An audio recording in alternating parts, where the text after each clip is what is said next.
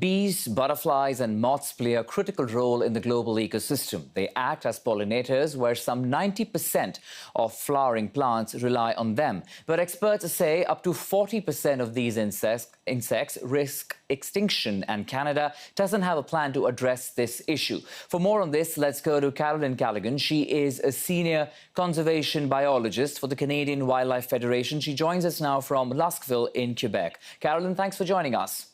My pleasure. So explain to us, Carolyn, how dire is this situation for these creatures that are so important to our food production? Well, we're seeing worldwide decline in pollinators across the world. The declines are very precipitous in some areas, such as in the UK. In Canada, we have 7 listed species of pollinators and more that will be assessed. But the big problem in Canada is we really have not done a good job of monitoring the abundance and the change over time in our pollinators. OK, explain to us, please, what do we know? What's causing these mass die-offs? Primarily habitat loss, but also overuse of pesticides and climate change have been 3 of the bigger threats that have been identified. And we understand that this is not the first time that there is such a big movement. There is a petition that's already in place, and there have been several signatories to that.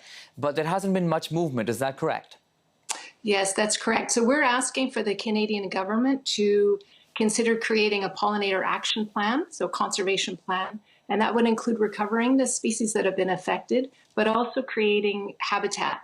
And we can do that very easily along our roadways, along our utility rights-of-way, and this could turn into beautiful wildflower meadows that would be habitat for all pollinators as well as a movement corridor. OK, could you explain to us, in our daily lives, I mean, what is that the ordinary person can do, for example, in their backyards for this?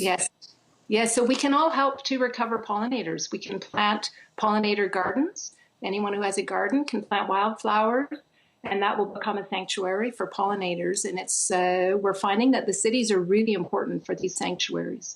So that's something everyone with a garden can do. Those who don't have a garden can help build a school garden or a community garden, and everyone can encourage their municipality to help build pollinator pathways throughout their municipality.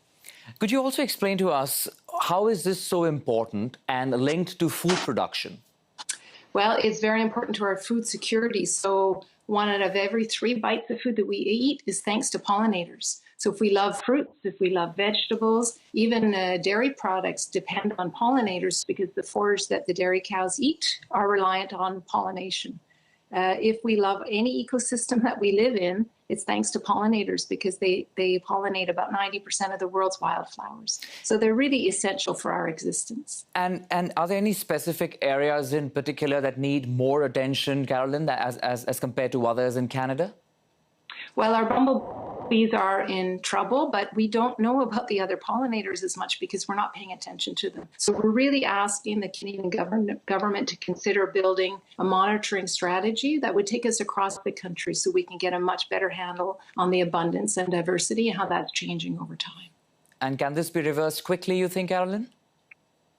I think if we build pathways along our roadways and utility corridors, I think there could be a surprising increase in the population. Once the habitat is back, those that are there will reproduce and the population will.